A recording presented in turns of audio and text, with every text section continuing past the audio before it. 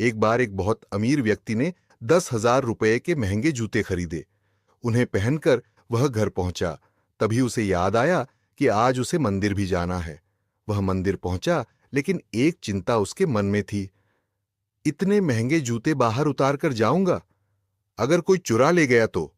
उसी समय उसकी नजर मंदिर के बाहर बैठे एक बुजुर्ग भिखारी पर पड़ी। उसने कहा, बाबा, मैं बस भगवान के दर्शन करके आता हूं, कृपया मेरे जूतों का ध्यान रखिए। भिखारी मुस्कुराया और सिर हिलाकर हां कर दी।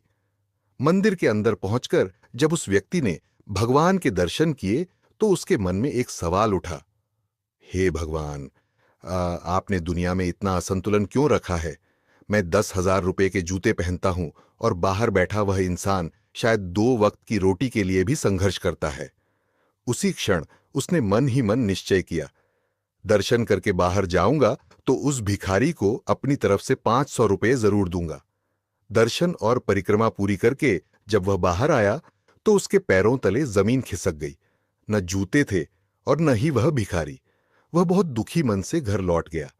अगले दिन जब वह उसी रास्ते से गुजरा तो मंदिर से थोड़ी दूर एक ठेले पर उसे बिल्कुल अपने जैसे जूते दिखाई दिए।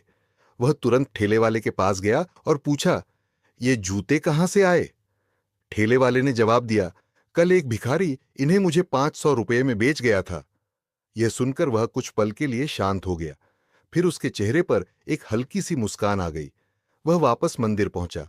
भगवान के सामने हाथ जोड़कर बोला, प्रभु, अब मैं समझ गया कि दुनिया में असंतुलन क्यों दिखाई देता है। 500 रुपये तो मैं भी उसे देने वाला था, लेकिन उसकी बदहाली की वजह सिर्फ गरीबी नहीं थी, उसकी नीयत थी जिसने उसे चोर बना दिया।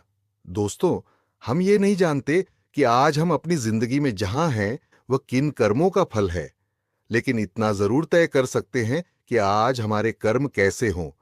इस तरह कर्म कीजिए कि जब कोई कहे तुम्हें तुम्हारे कर्मों का फल मिलेगा, तो वह शब्द किसी सजा की तरह नहीं बल्कि एक आशीर्वाद की तरह महसूस हो।